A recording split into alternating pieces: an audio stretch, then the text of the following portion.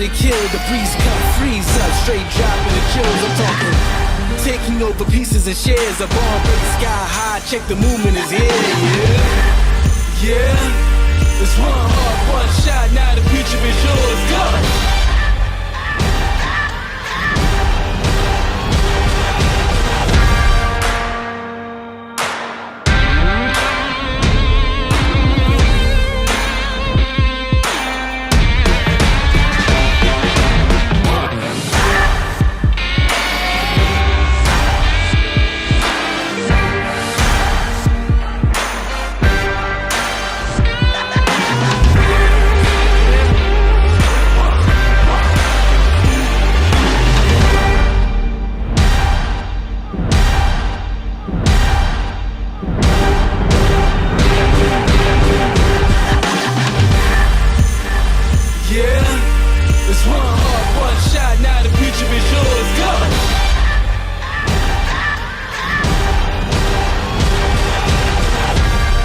Turning dreams into reality. In the lab with the formula and chemistry.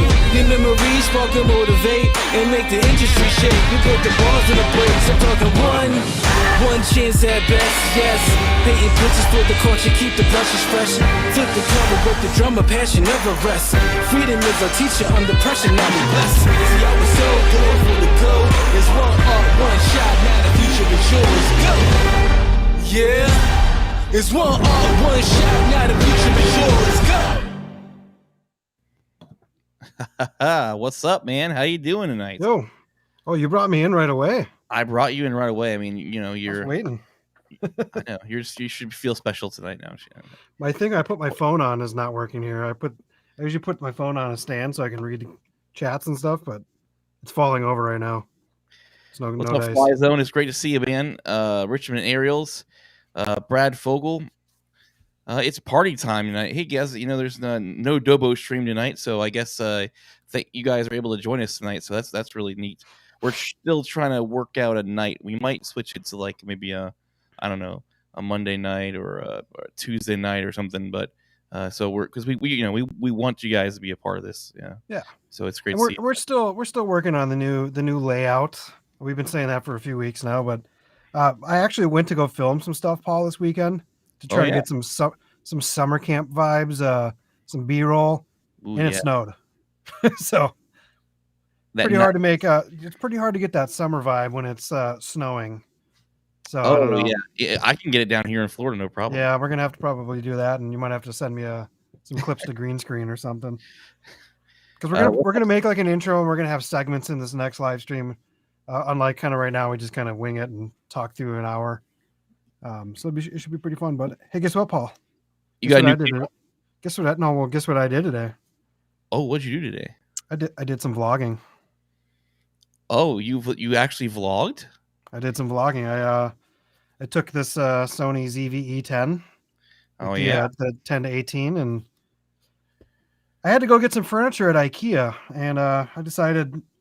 What better place to get over your like weirdness and fear of vlogging than going to IKEA with a camera, which I will say is very awkward, by the way, when you have like hundreds of people staring at you while you're talking on a camera in a place no one brings cameras to. Yeah. So, but yeah, that's crazy.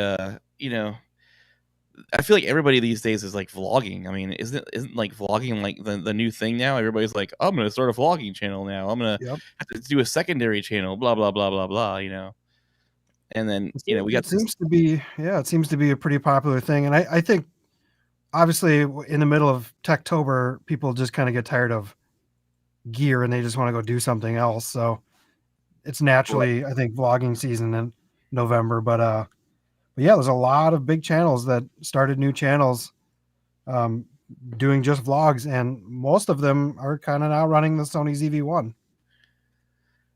So, I mean, it's a great little camera that's so portable that you don't have to worry about changing out lenses or worry about ND filters, and you can just go out there and do your thing. I mean, we got Chris Brockhurst that is shooting on a ZV-1 now. We got Peter Lindgren that's shooting on a ZV-1 now. We got Sydney's running Jared Spinkin now vlogging and then shooting on one. I mean, man, there's just so many people. Sydney, I think, is running both of these actually. Who? Sydney? Sydney has one, yeah.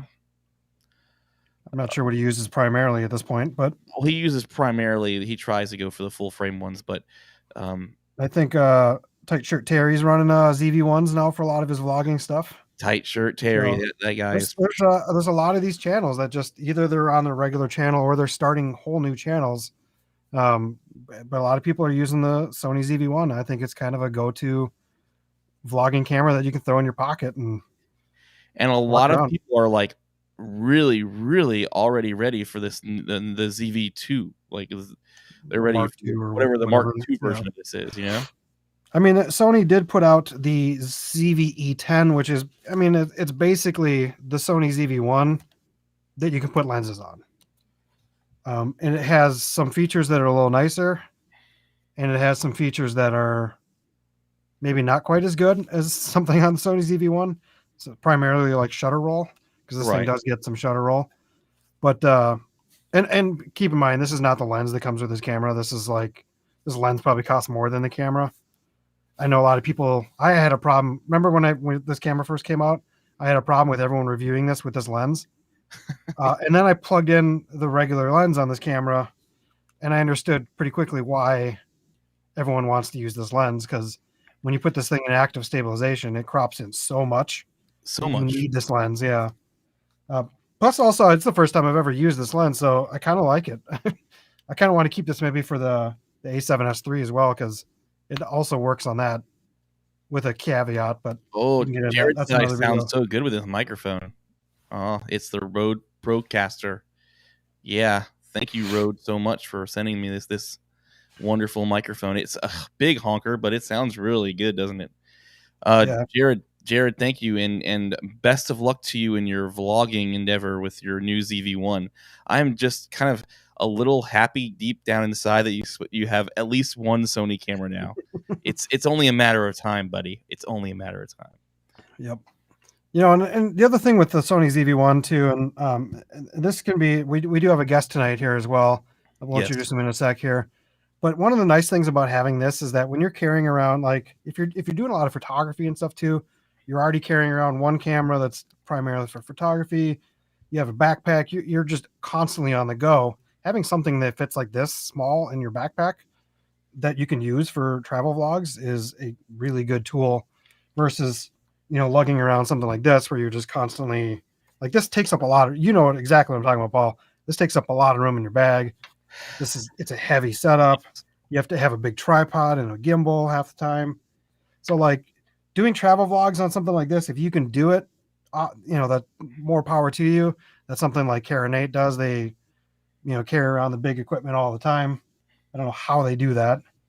But then you have other people that like to just use this. And I think that's a really cool option to not be able to be. I mean, even when we went to Disney and I brought half my stuff, Paul, yeah, I felt like weighted down the whole day. It was just constantly like, oh, this backpack's too heavy. I wish I could just have this in my pocket and like a camera, and that's it. So, I mean, for most, I would say most YouTube work, you could get away with just using a ZV-1 and be done, man. I mean, it's not. Steve WBA, what's up, man? I know you live. We got to get you. I would like to get him on the stream too sometime. He's got some pretty interesting content, and yeah, he said he would choose the ZV-E10. And so so I can pick my lens. But if I had to choose, it would be the ZV-E10, so I can pick my lens. But he's still rocking a Lumix. I don't know how he's doing it, because terrible Panasonic autofocus. I mean, you just got to be a pro. You get used to it. It's the same thing. Like when I was at the A5, I just couldn't get used to it. I had to switch to Sony. Yeah, I mean, even like the A6400, everyone that has the same shutter roll problem as all these other cameras, and you just get used to not moving quick. So I mean, it's you get used to somebody special here tonight, right? So let's have you introduce him, because yeah. So I met this guest back about a year ago at Potato Jet. Had an event out in Mishawaka, Indiana, where we were doing a IPA release for his kind of former dog called Lefty. And it's someone who actually Potato Jet used to subscribe to before he even got big, which is kind of cool. It's so the channel is we can bring him in here. It's Discover with Dima, and he kind of goes all over Europe and all over like right now he's doing a Mexico series. It's just a fun travel channel that it's pretty cool. And one of his videos I just sent you, Paul, earlier was he went to Chernobyl, like Yes. inside of the I don't know, what do you call it, the restricted zone or Yeah, the restricted zone. so it's something to me as like traveling is concerned. It's just the one place that no one goes or very few go, and it seems in my brain it seems not real. It's a fantasy place that you see on movies and television, but then you watch people who go there on these channels, and it's just kind of like, wow, this is actually real and this is insane, and it's you still see the dangers and everything just completely left in time, and it's kind of a crazy thing. So Yeah, very You much so. actually- Thanks. yeah. So you grew up in, was it Ukraine or Yeah, from Ukraine. I grew up in Kiev, about maybe an hour and a half away from where Chernobyl happened. Now, I was born in '91, so many years after the disaster, but it still had a huge impact on my family and my people in Ukraine. So that's why when I went there, I really wanted to make it a special adventure. Like I wasn't ready to go for some time, and then watching the Chernobyl series on HBO, which I still actually didn't finish. It was actually too difficult to finish watching. It was just too emotional. Just a lot of people died there, but it was really, really intense going there, and I'm glad I did, and I can't wait to come back. And I was telling Kyle yesterday, so if he ever gets a chance to go to Ukraine, let me know, because we'll go there. We'll do some fun stuff there. So long as there's no like wars going on still. Yeah, or of course. anything Of like- course. yeah. Well, But hopefully that doesn't actually happen. But yeah. so yeah, Yeah, you so never you know. have how long have you had your travel channel then? Travel channel, I started back in 2016. I took a solo trip. I took a trip with my friend, and I thought I'd vlog it, and I did. And that was my first time using a DSLR camera ever.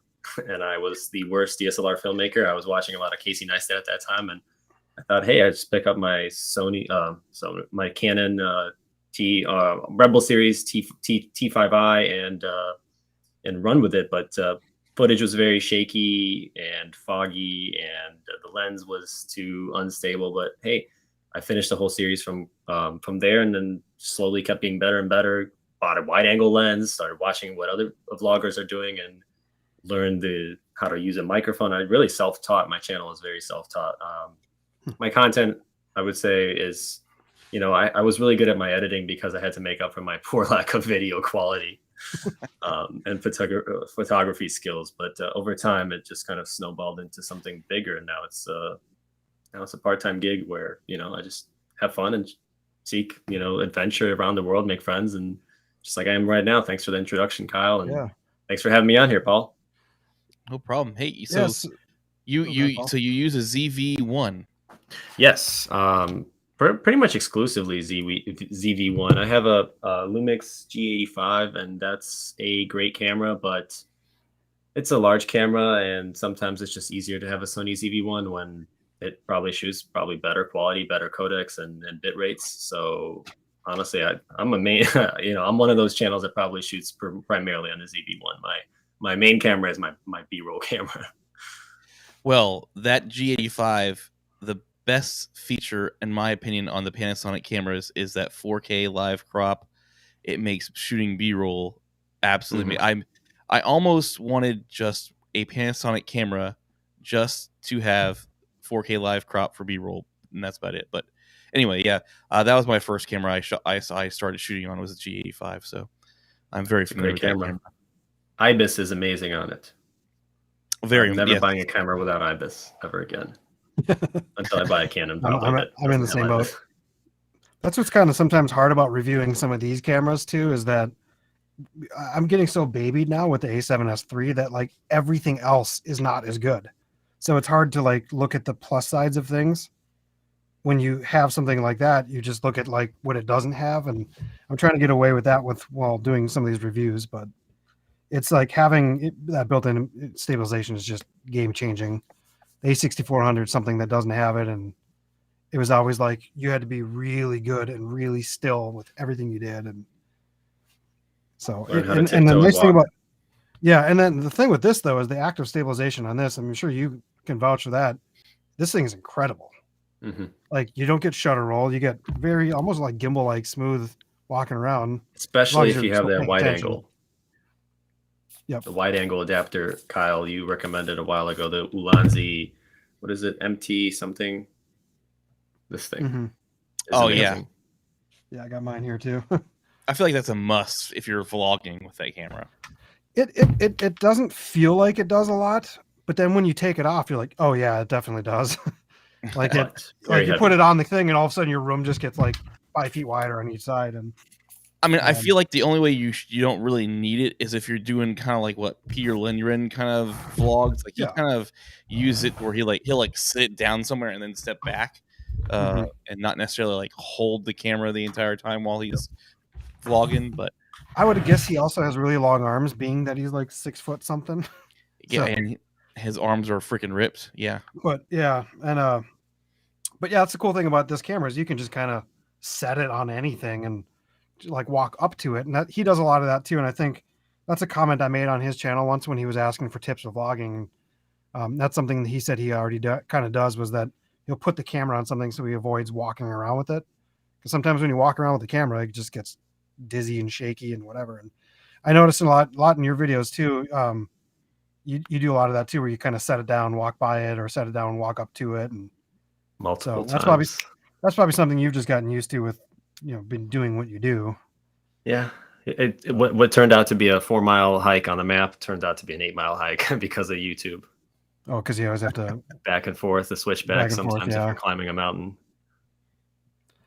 It's always a dead giveaway if you're in snow too, because you always see like all the footmarks that would be not there if you weren't. I struggled with that on one of my videos, and yeah, I had to do some magic cropping.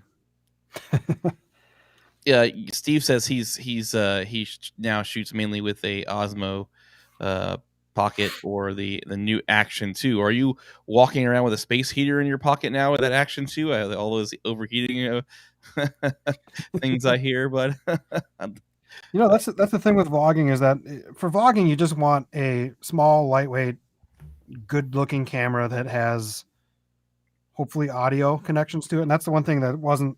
I started off with like an RX 100, and those didn't have external audio ports, so you just had the built-in microphone, and that was it. And even then, they weren't as good as like the built-in mics that are on these things, which I still would recommend using something else. But that using something like a GoPro, like this is still a great vlog camera if that's what you're doing. Absolutely. And then if you want to like mix that in with B-roll from other cameras, that's always a nice thing to do too. And that's something you'll see Peter Lindgren do on his channel too. He'll do a lot of ZV-1 stuff while it's pointing at him, and then he'll do time lapses with his big camera, or even sometimes B-roll.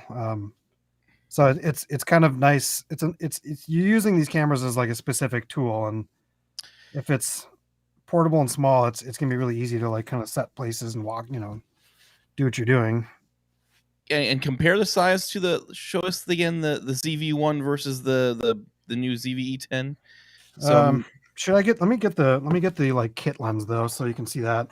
yeah, and while you're doing that, so Dima, man, what is the best thing that you like? Obviously the size, but is there something else that you really love about the ZV-1 and particularly using it for your use case for your videos?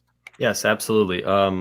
The microphone is definitely a must. I've been shooting on the Sony RX100 Mark V for some time until I upgraded to this one. I started out with Canon G7X, and then I moved to Sony Mark series, and then I got this one. So the big difference is having a microphone, but also the versatility of having a quick on record button. I just hated the Sony RX100 line. It was about the worst camera ever. There was always some kind of shuddering sound, some kind of shake, some kind of clicking, and even just the flip screen was just. Yeah, I mean, those atrocious. cameras weren't really made for video. Yeah. They threw some video specs in there just for the heck of it, but they're mainly a point and shoot photography camera. That's but yeah, I love that this new ZV-1 is very aimed for video, and you can shoot photography, but you can tell that they put all their focus on the video specs of this little guy. Kyle, you said you got both those things now. Yeah. So side by side, let me get the light on here better. So side by side, they're basically the same width. I can't get the light to like reflect right, but so they're about the same width. As far as depth is concerned, let me get my face out of there. Really good The only difference really is the body's a little bigger and it has a lens. And now when you turn on the ZV-1, obviously you get, the lens does pop out. So I think same with this one too. So once you have the lenses open, they're pretty similar, as long as you're using the like kit lens. Now the one benefit with the right now my thing is kind of hiding it, but this is a Zeiss lens on the ZV-1, so it is a really nice lens on this camera. Versus the kit lens is just whatever Sony's kit lens is. It is stabilized though, which is kind of nice. But a lot of people I think are going to take this lens off and get things like the Sigma 16 or the 18-105, or if they can afford it, the 10-18, which I was against this lens at first, but I'm really liking it a lot. It's for this camera, it's a really awesome lens. If you're not, mostly because it's a OSS lens, so it's stabilized. Right. So if you want to just put standard stabilization on this, you'll get the stabilization that the lens offers, which is pretty good. To a point where like I didn't use active stabilization today when I went out vlogging at IKEA. I was using just standard, and then you get that 10 mil width, which is what, like a 15 mil, 16 mil Right. equivalent. If you want to zoom in, you can, but if you put it in active stabilization and put it to 10 and hold it way out, it looks kind of like what like a Sigma 16 would look like after the crop, because the crop is like a pretty big crop on active stabilization on this camera, but it does work well. That's the other thing, is that the active stabilization does work really good on this camera, just like this one. The only difference is this just barely crops and this crops like 40%. Right. So after using both those cameras, which one would you say you would probably lean more towards if you were vlogging?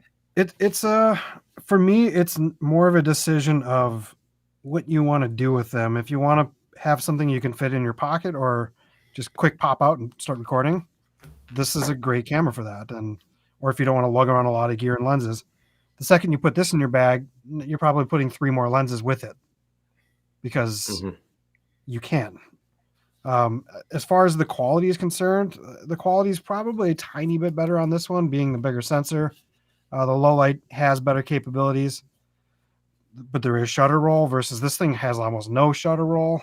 So it's kind of a pick your poison, really. And so if you want to carry around big lens cameras and have multiple lenses and spend more money on it, the ZV-E10 is a great option. If you want to just start vlogging and do what Dima does here and just go to different places and pop out the camera and start recording your story, and great camera for that.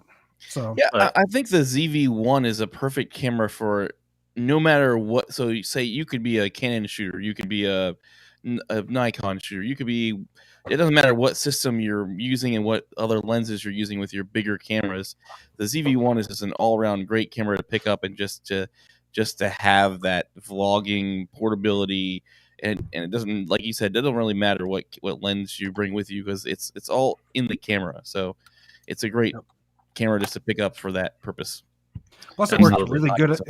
It works really good as an overhead camera too. So if you're doing like unboxings and stuff, you just put this, like, this thing weighs nothing, so you put this on a stand right above it. You could probably duct tape it to your ceiling, even, like, it doesn't weigh anything. Gaff tape. And you can turn that screen down towards yourself and see what you're looking at. And you'll notice a lot of creators, if they ever show their camera wider, they're using this as their overhead camera, because it's like a perfect thing for that. So perfect.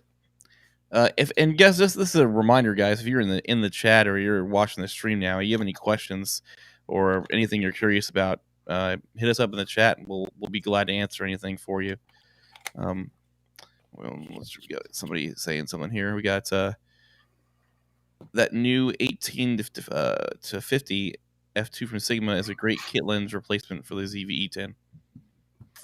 I am a huge Sigma fan. Let me answer this one real quick, Paul. I'm a huge Sigma fan. You know that, because that's all my prime lenses and stuff. I will still say 100% the 18-105 is still 100% my go-to lens if you're using for zoom. It's got stabilization and it's got a way longer focal length. And it's just like there's something fun about this that looks really good. Now, if you need to go under an f4, then for sure that other one's gonna get you some better low light. But this 18-105 lens is like one of my pretty much lives on my A6400 most of the time. It's a little ridiculous on this camera because it's so big, and there's not a lot of grip to this camera unless you get that like small rig like you got. But I don't know. I would like to try that lens. I think it'd be kind of fun to see it anyways. But as far as like a zoom range, if that lens I wish was a 16-55.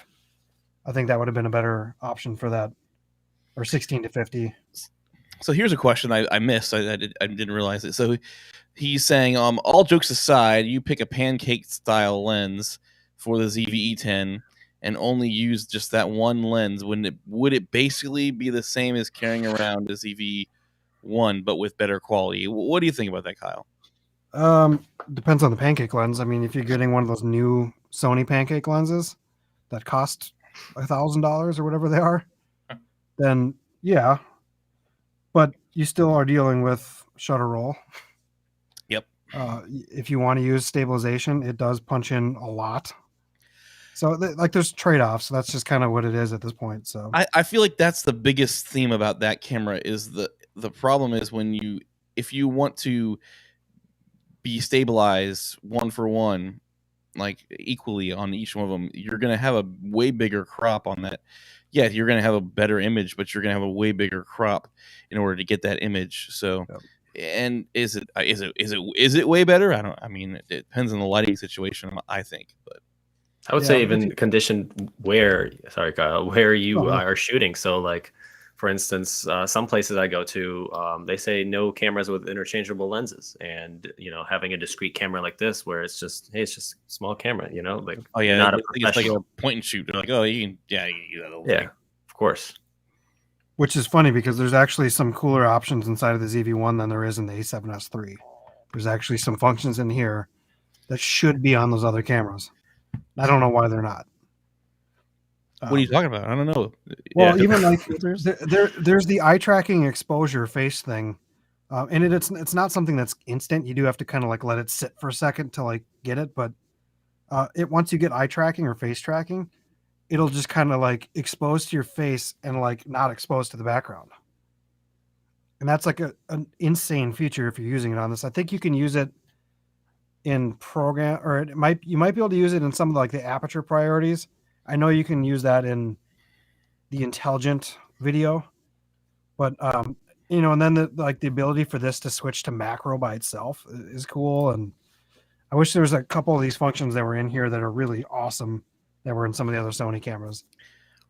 Steve, you said the cost does not justify the quality. Thanks.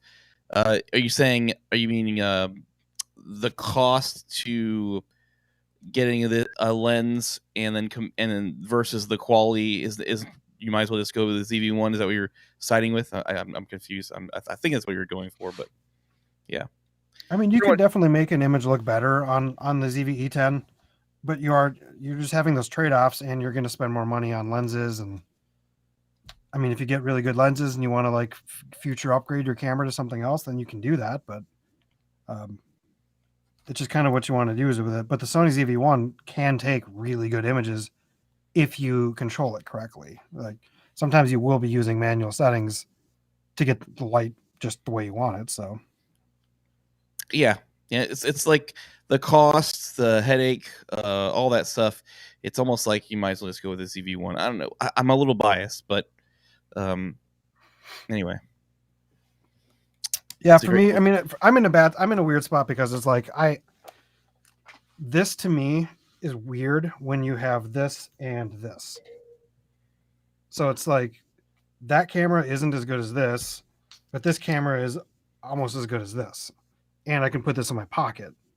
So it's like when I go on trips, and like when we went out to Florida, I brought these two cameras because this is my high quality and this is my going to Disney.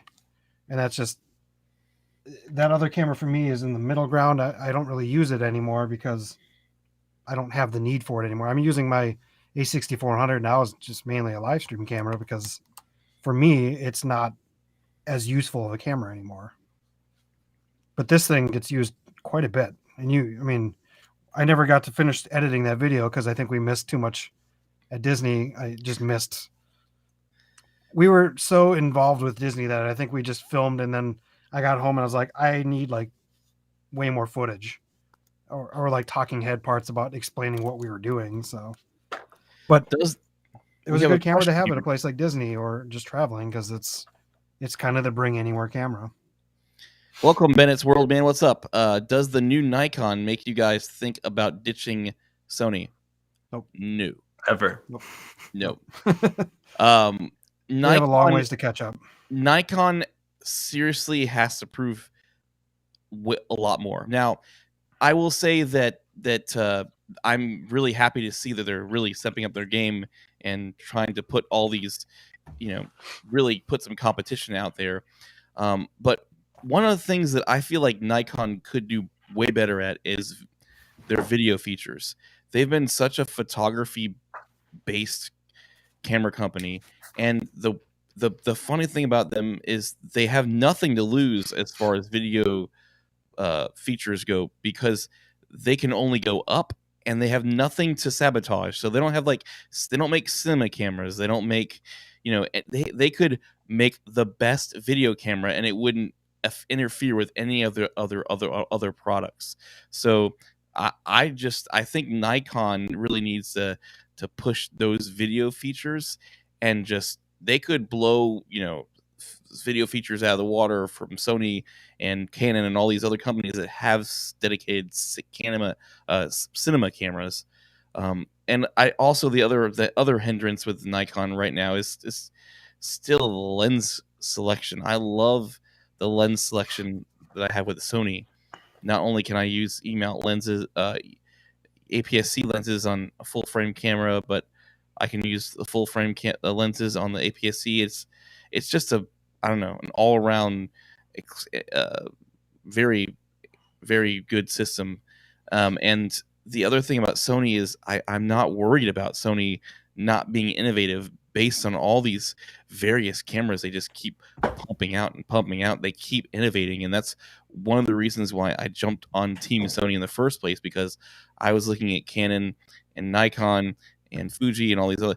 I was like, well, I think Sony is the one that's doing all the innovating right now, and I want to be a part of that because I don't want to buy a bunch of lenses and then have to sell them all to switch to a whole nother mount every time somebody else comes out with a more innovating camera. I just want to try to go with the brand that I feel like is going to be the most innovative. So, I mean, I think Nikon is doing great work with that new camera, but they're not quite there yet. But if they should keep moving in that direction. It's a very positive direction. So, I mean, they were on the top of their game for photography for many years, and then Canon and Sony and people just kind of passed them by with video and photography. So there was one comment in here I was trying to verify here. Brad, are you talking about me or Dima, or where Paul's from, I would assume, but I'm from Minnesota. You're from Chicago? Is that the Chicagoland area, Indiana, yeah, mainly. Indiana, yeah, okay. So when I found out Gene was coming over here, I was like, "Whoa, okay, my neck of the woods." Yeah, that's random. And then he said his biggest struggle with doing Disney vlogs is getting too much B-roll and not enough talking head stocks. I mean, that's the danger. I mean, you're going to Disney because you want to have get your money's worth and go on all these rides, and the last thing you want to do is stop and sit there and do some talking head. Even though, I mean, now with all these lack of fast passes going on right now, or upcharging for everything, you're going to be waiting in lines a lot more. But Bennett's World, where are you from? I'm curious. Are you from Orlando? Do you go to the theme parks regularly? Chris Polk, what's up, dude? It's great to see you. I had this. Oh, go ahead. I was gonna say for Bennett's World, I would suggest try doing more voiceovers. I only started doing voiceovers probably about earlier last year, and it really made a big difference in my story making abilities and editing capabilities for my channel. It makes it a lot more flowy and just works better for the story. Previously, I would just have music and B-roll, and it just doesn't tell anything until my head pops up. And if I didn't say anything worthwhile listening to, then the video is not really interesting. There's no pace, and I'm wasting somebody's time, basically. Yeah, and that's another way I've been able to get around some of the videos where I didn't necessarily talk to the camera on enough. I would just turn it, just record the audio later, or do a talking head and mix in some of the B-roll and kind of explain the day a little bit more to try to get something. For me, yeah, and Orlando, I'm from Orlando as well. Bennett's World. It's I have Disney passes. My wife and I have Disney passes, so yeah. Maybe you should see for me, Paul. Like, sorry, for me, I always like do the thing when I get home. I'm like, I'm not happy with this edit. I'm gonna go out and refilm again, or I'll go do some pickup shots. Obviously, for most people, if you're traveling and stuff, you can't just go back to where you were and refilm something. If you're Disney, like Paul, you could just go there tomorrow if you need to. But I tried doing back. So when I originally made a review on this camera, I did the thing on accident where I forgot to put it in 4K because we did one of the streams on it. So I shot everything in 1080 30p, and I got home. I was like, this doesn't look like what it should. I remember that. That's when I was like, oh crap, I filmed everything in 1080. So I was like, I'm gonna go back and reshoot some stuff and like try to piece it back in. But at that time, all of a sudden the leaf started falling and everything looked different, and continuity was just not going to be there. So I was like, I'm just gonna make a video saying I screwed up and I'm gonna go redo this video. I still got to redo the video. I'm still in the middle of working on that, but sometimes you can do pickups and go back and just reshoot some stuff, and sometimes you can't. Like I can't go back to Disney because I live in Minnesota, so and you can't just like go back to Chernobyl, easily. No, what I do though is I take multiple takes. I record multiple takes when I'm at a place. I review the footage to see if it's working fine, and sometimes I'm lazy and I don't do that, so sometimes it doesn't really work out. But that's also a hassle, having to talk. I would literally walk down the street, go walk backwards in the same direction so I could have the same buildings, and then walk again. And I didn't like it, and I would redo it, and I would just look like a fool walking back and forth in front of the same building, saying the same thing. Now I just do talking headshots at home. Yeah, I mean that's what vlogging is. I've done this.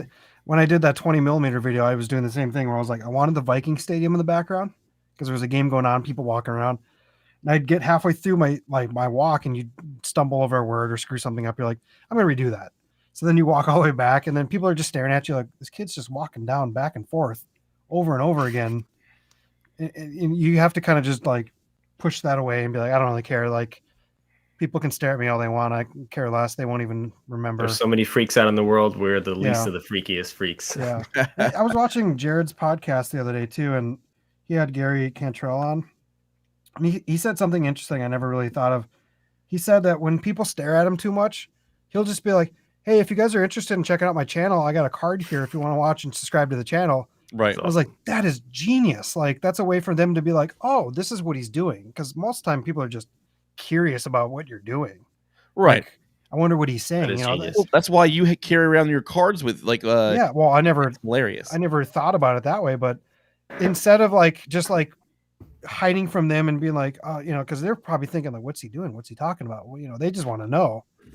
If he just turns to them and says, hey, I have this channel about food. If you guys want to follow along, here's my thing. And I was like, that just immediately puts the whole like vibe into a different thing now. Now people aren't like, they don't look like they're staring at you, like judging you. They just kind of are like, oh, that's cool. This guy's got YouTube. I'm going to watch him now. And like, plus you might get a few subscribers. Yeah. I have a stack of cards and I pass them out on the street, but I've never done that when people stared at me. So yeah, that's to Jared. I don't know. Gary, I think it's Gary, right? Gary, is that right, Paul? Gary Cantrell. Yeah.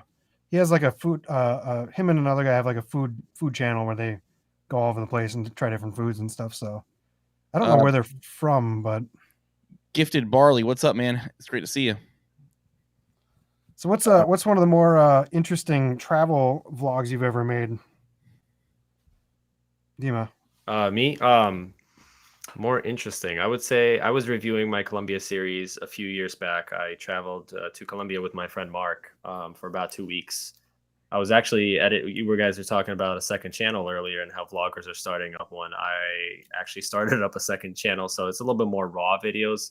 My two vlog channels, one of them shot up into such a high quality videos that it takes me, 12, 15 hours to finish the video. And I wanted a channel where I could just push some kind of crazy, easy content. So anyways, I went to Colombia and Peru for about 2 weeks. I went to Medellin, and I would say the entire series I filmed there, from visiting the desert to, the neighborhood where Pablo Escobar had a lot of, murders, and his gangs controlled the area, and just seeing the countryside and the people and learning more about the culture. I mean, every single person I knew told me, don't go there. And I did. And it was amazing. You push past that fear of, okay, I'm going to get kidnapped. And I had an amazing experience, and I learned a lot about the culture, and I probably would want to move there at some point in my life, temporarily, maybe for a month or two, just to travel, to explore.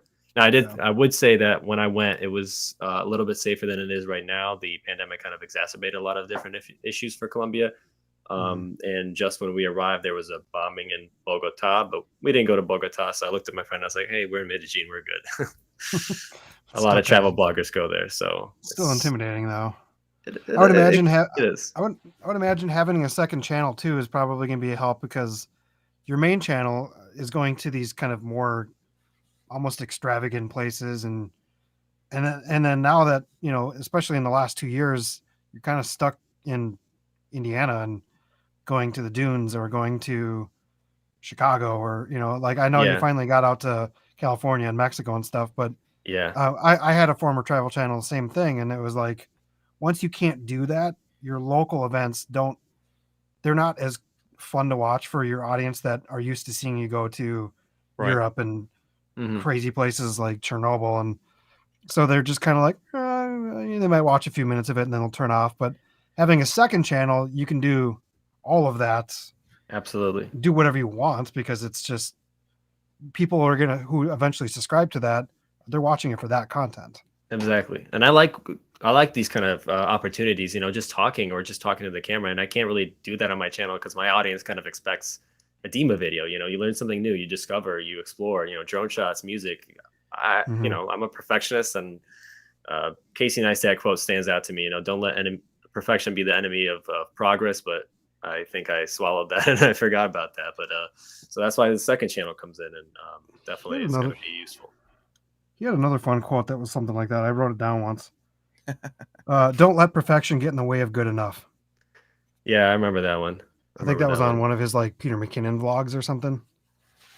Yeah. But yeah, I struggle with that too. It's just like, I always feel like you need to get better or do something to one up your last video, or like I put out just a weird basement vlog the other day where I just was rambling, no music, no fancy edits, and it felt very weird to post that. It's not really getting views, which is fine, because it's there's no searchable content there or anything, but doing something different sometimes is just kind of intimidating when your channel is expecting a certain thing from you. So exactly. So I can see why all these people want to have second channels, and I can see for you more so, being, if you're not traveling all over Europe or all, and stuff like, that's something you want to have a second channel for, to post other stuff. So all my other YouTube travel blogger friends that I've made have also kind of established second channels.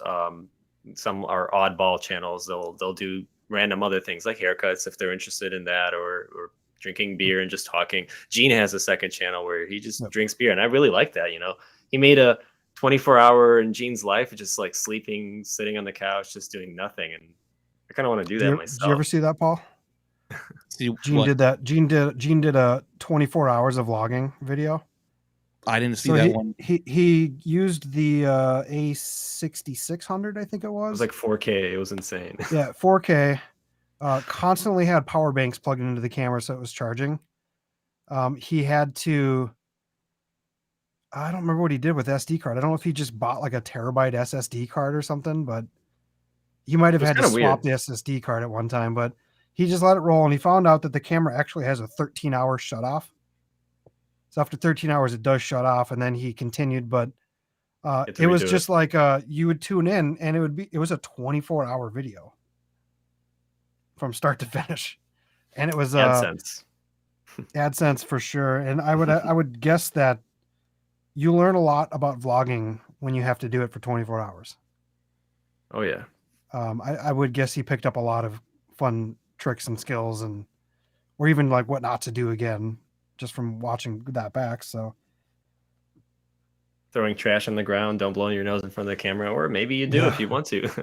It was weird. He was just laying there, tucking up in his covers, just going to sleep, and then you see him sleeping, and then heart rate goes a little bit lower. It's like, well, it I'm helps that he watching has this like person sleep. it does help that he had like 9 people at his house at all times, and Yeah, so it's a little bit more entertaining when you have other He's an people interesting involved and character. stuff too. Yeah, if you guys haven't known, I mean, you should know Potato Jet. I would guess if you're into gear videos. But Potato Jet is Gene Nagata, and he has a secondary channel, which he actually hasn't posted to in a couple yeah, months. in a month. I would guess it's because he just moved and they're renovating, and he's working on some big project, and Sam, his editor's working with Netflix on something, and Mhm. so he's got a lot going on. But he's someone I want to get on this channel at some point if we can actually get a hold of him, because he's just busy all the Yeah, time. I've reached out to him when I was in LA, and he didn't have a chance to respond. I mean, he gets messages up to, he's hanging out with Peter and Casey and stuff. It's like, Yeah, just, you have a lot of people blowing up your phone all day, every day. I'm I sure have a he gets job, like, a it's million like, emails. yes. Yeah, that's crazy. I can't imagine what that's like, but you know, Hey, we'll all get there. 100,000 subscribers before the end of 2022. I'm just shooting for 10. Realistically, I have 4,836 ish something, but realistically, probably about 1,000. A lot of my subscribers. So I worked in a restaurant for 12 years, and my first 1,000 subscribers came from my guests at the restaurant. I didn't care about selling burgers. I cared about talking about myself and my travels. So people would come to the restaurant to talk to me about my travels. So the first 1,000 is inflated. The second 1,000 came from a news article I got shared in Ukraine. So they're all Ukrainian subscribers, or they don't, people don't really watch content like that in other countries, like in Western countries, more westernized areas. Yeah, people watch YouTube. But in other countries, like in Ukraine, they watch YouTube, but they don't really go on there for like, content. So like, I don't watch TV, I watch YouTube. Mhm. And then the other 1,000 came from another article, and then that's about it. So fun we're all having about the same articles. time. Well, I think a lot of times people subscribe, and then I mean, Yeah. when I look at my analytics on my stuff, I think I only get like 8% of my subscribers are watching my videos. Yes. So it's like they subscribe, and maybe they subscribe for one very specific style video, and then if they don't see it, or maybe those people also are subscribed to like 10,000 people, and you just get buried in the work. So So you let's never invite know. Mr. Beast, and I'm sure we will reach 1 million before the end of next month. His is absurd. And then we I get can't- $10,000 in the process each. I can't wait till his Squid Games thing. I don't know if you guys saw that, but he dumped tons of money on recreating the Squid Game sets for real, not like green screen sets, but Mm. and he's got 456 people about to play this game. I don't know if they're gonna like use paintballs to eliminate people or whatever, but it's probably gonna end up being, I would guess, one of the most watched YouTube videos ever once Oh, it yeah. gets released. So this is a great question, and we'll just go Great down the question. line for each of us. I think I could probably answer Kyle's, but the question will be if we could all make a travel vlog with one YouTuber or videographer, who would it be and why? I'll go first. That's a hard one. There's two people that come to mind, and my favorite YouTuber of all time, right? Like that has inspired me the most has been Sidney DeYoungson. I just think he's like super down to earth, He's great. super chill. Like I got to hang out with him a little bit at Sony Camera Camp when they did that. I had dinner with him, and I was able to like pick his brain. And this was like right when he was about to quit his full-time job and go full-time into YouTube. And he's just a super down to earth guy, real fun. He's obsessed with Back to the Future about as much as Kyle and I are. So I think I am too. you are as well. I love Back to the Future. I've watched them. I probably watch them once a year.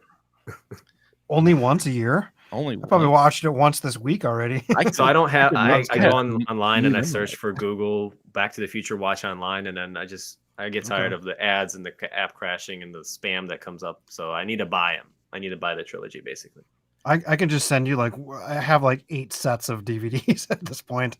Every time they put out a new Blu-ray set, I'm like, well, I gotta buy that because it comes in a cool case, And never had a Blu-ray player. Okay, well, perfect. I probably got a DVD set that I can just send you.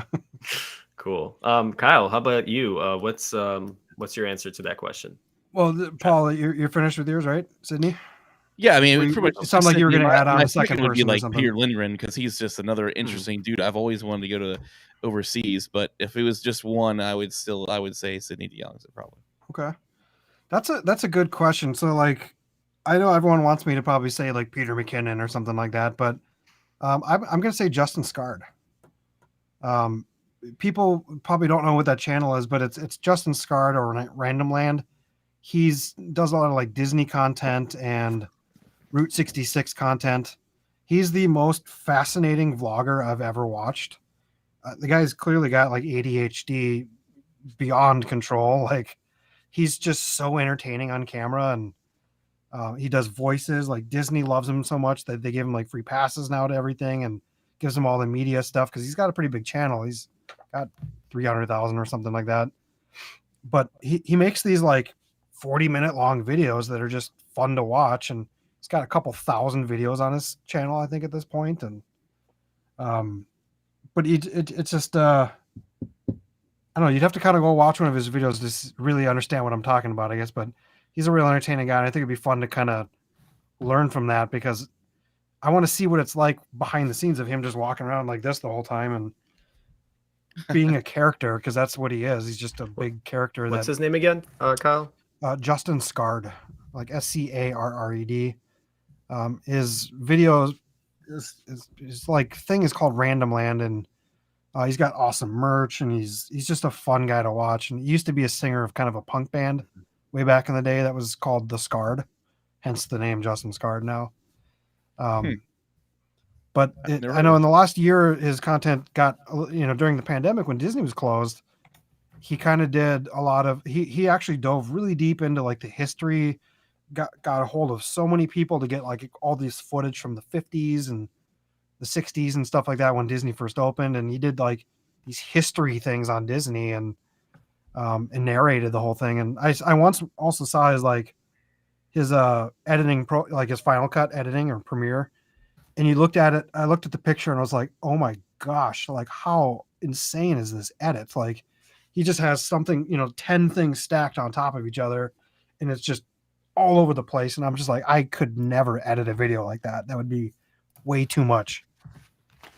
So yeah, I would check out his channel. His is fun. Yeah, it looks interesting. I'm gonna have to check that out. All right, Dima, who would you say is yours? I would say Thomas Bragg from Yes Theory. So if you guys are familiar with the Yes Theory boys, the crew rather, Paul, have you ever seen their content? No. So they are basically a group of individuals that came together, friends they met in college, and they started basically a brand, a channel, a YouTube channel based on seeking discomfort. Hence the hoodie here, and just stepping outside of their comfort zone and sharing the message of love over fear and pushing past fear. I just watched one of their videos. So they're in the millions of subscribers. I actually met one of them on a trip in Colombia. And at the time when I talked to them, I was on a Pablo Escobar tour in Medellin, and I talked to one of them, and he just said, oh, he's a YouTuber. And I said, okay, I didn't really think nothing of it. They had maybe 17,000 subscribers at that point. I was like, okay, cool. I have 1,000. Hey, what's up, buddy? And then they just went straight to the top, and their filmmaking style, their storytelling, and just the places they go. One of the videos I just watched was them in Moab, Utah, sleeping on one of those like thin little, I don't know what you call them, like tent, whatever, that they put stakes into the ground, and they're sleeping above like a 600-foot drop at night. So they have to rappel out onto this drop, sleeping on a 1-inch thin, piece of elastic.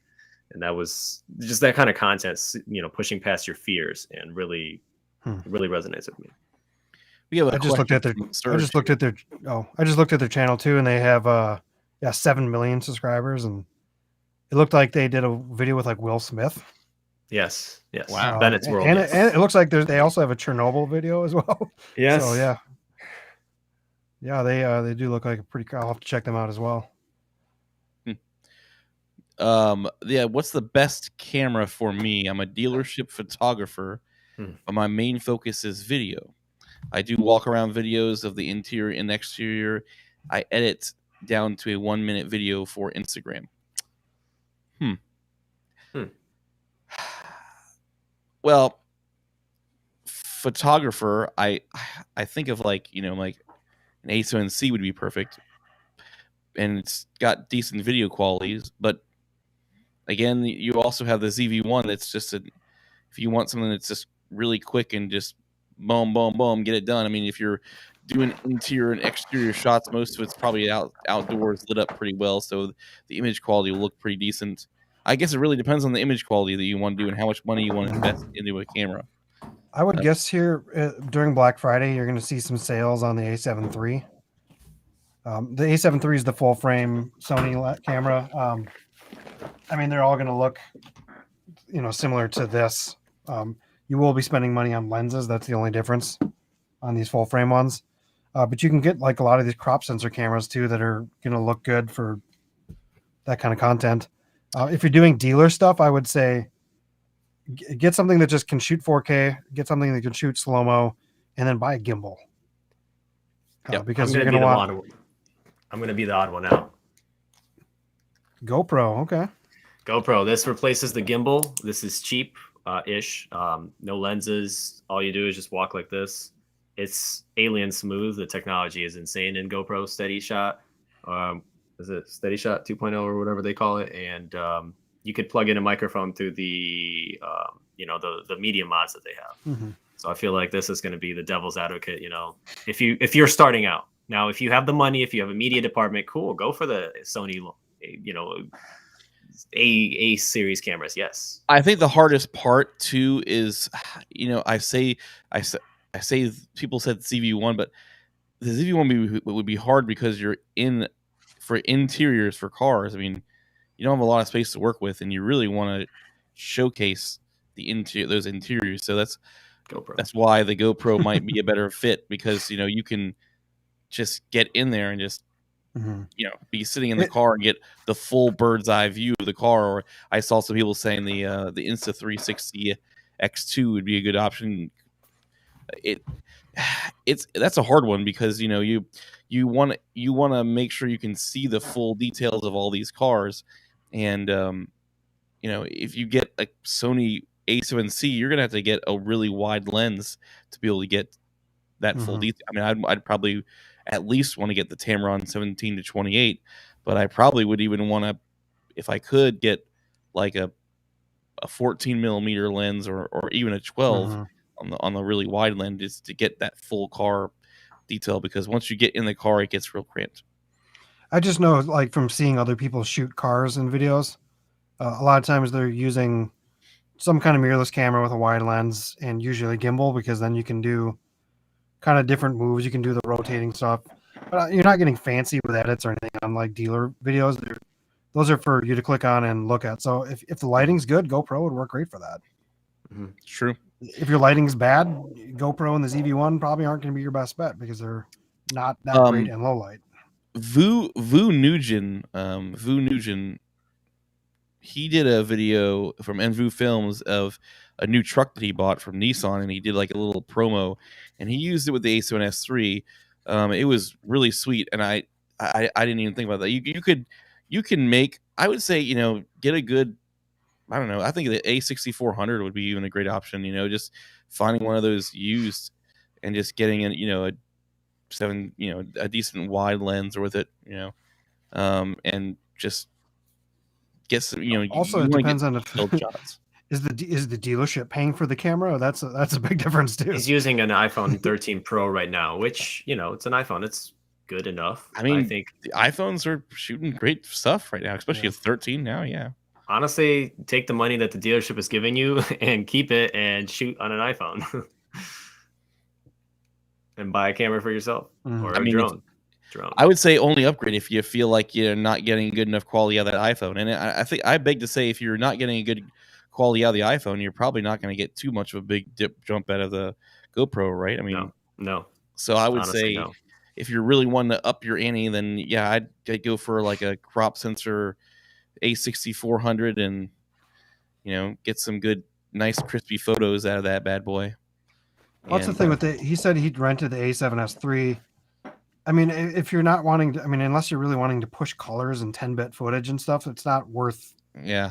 The A7 III is the same camera, just without all the extra 10-bit and 422 and stuff that's going to destroy your computer trying to edit anyways. So, yeah, and like I said, you're gonna see that camera go on Black Friday sale because it's now the old model, and you're gonna see a lot of used ones. So if you can find a good price on that, that's just a great camera for photography and video.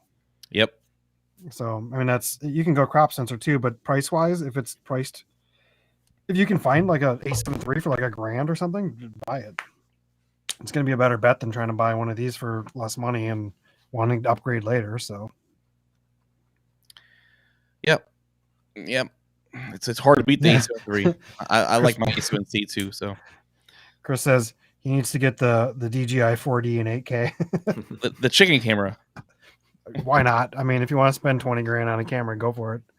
It'll be perfect for you to sit in the back seat. He did say that the A7S III was too expensive for him, so I think that might be a little bit out of budget range.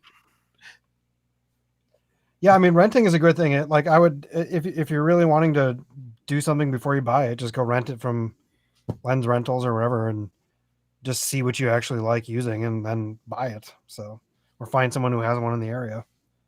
Well, Wisconsin for Kyle and Indiana for me. If you are interested, if you're local, hey, partner Minnesota for me. Sorry. Wisconsin. Shit. Well, why did I say Wisconsin? Minnesota. Yeah. Minnesota.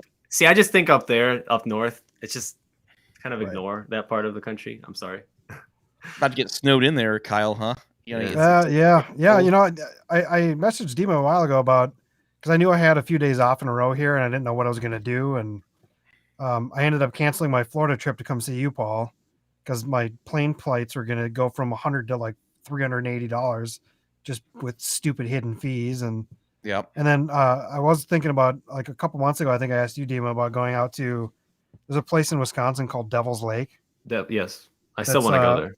It looks cool. Yeah. I mean, it doesn't look like Wisconsin's one of those weird states where you just picture it as one flat state.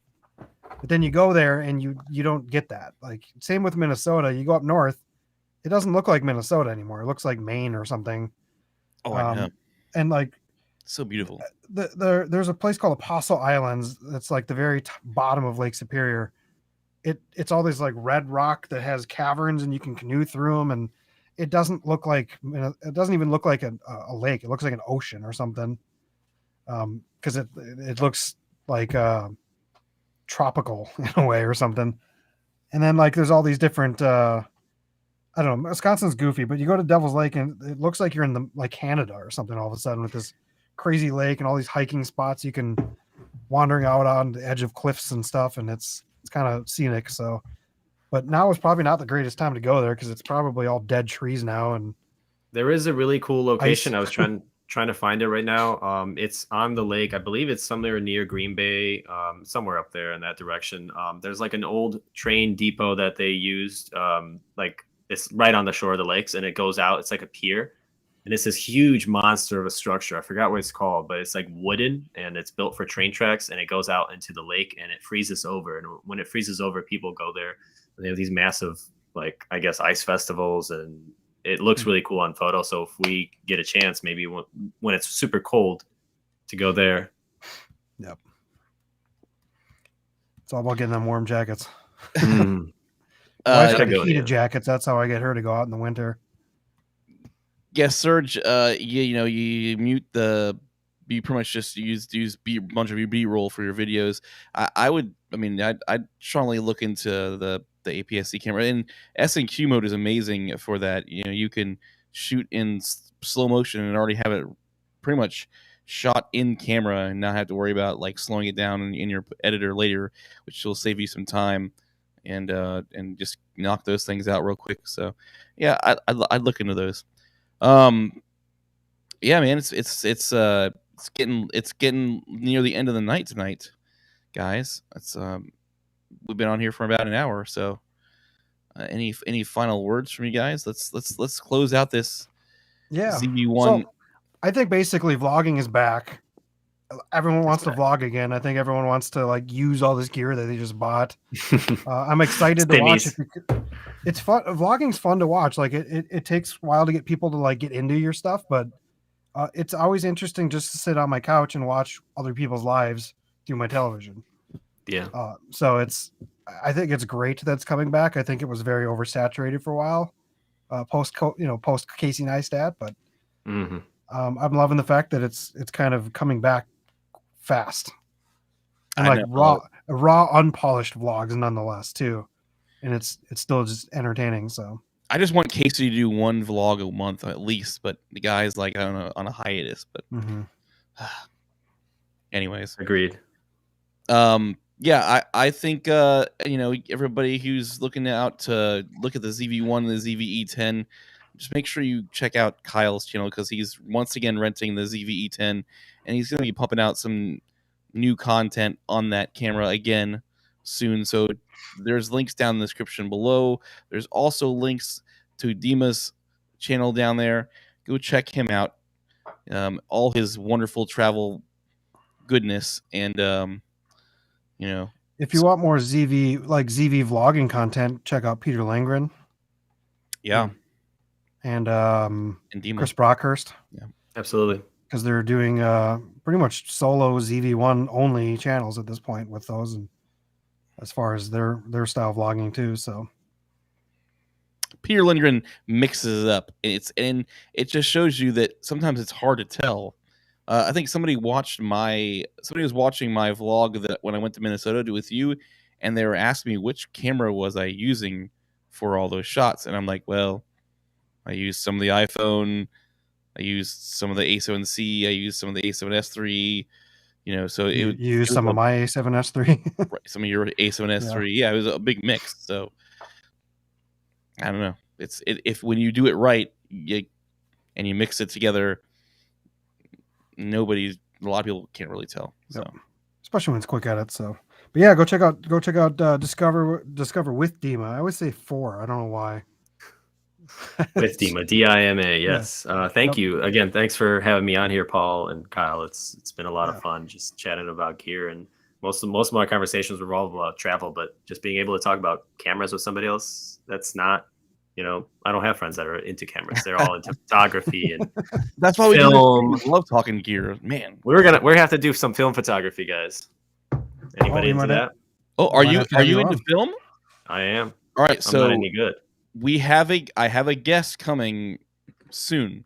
A buddy of mine owns a film. He develops film. He owns a company that does just that.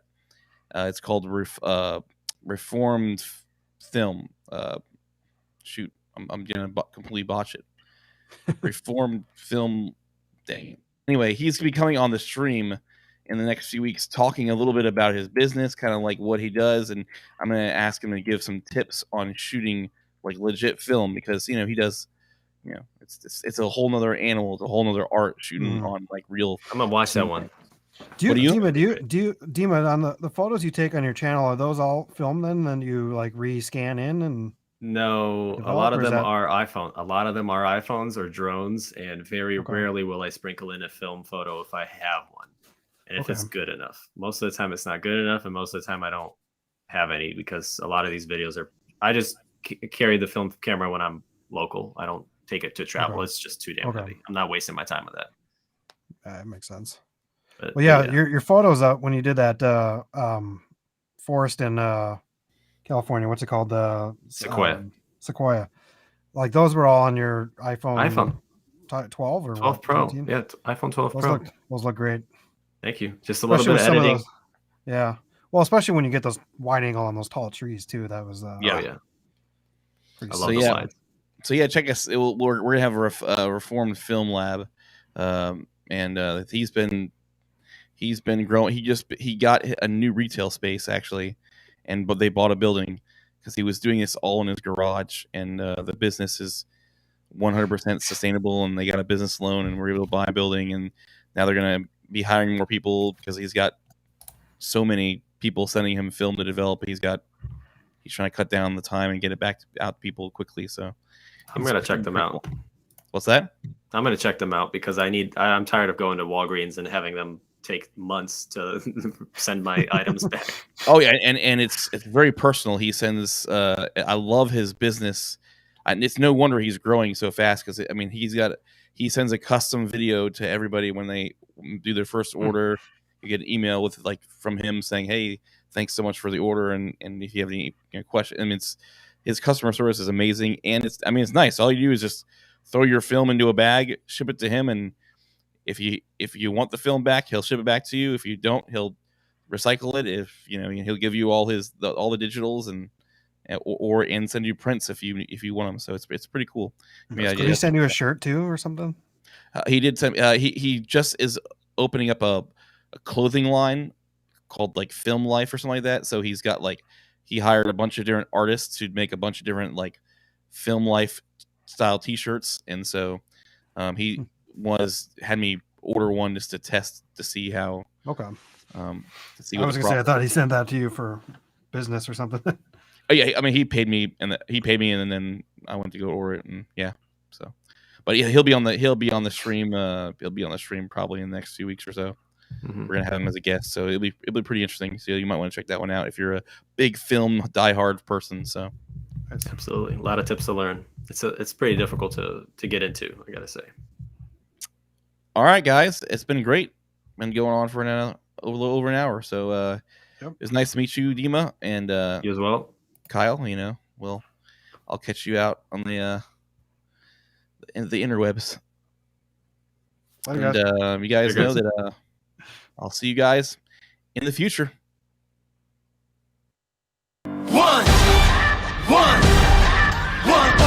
shot, now the future is yours. Go!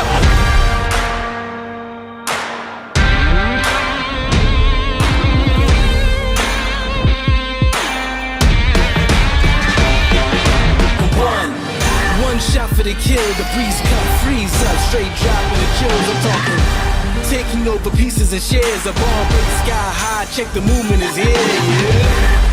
Yeah, it's one shot, now the future is yours. Go!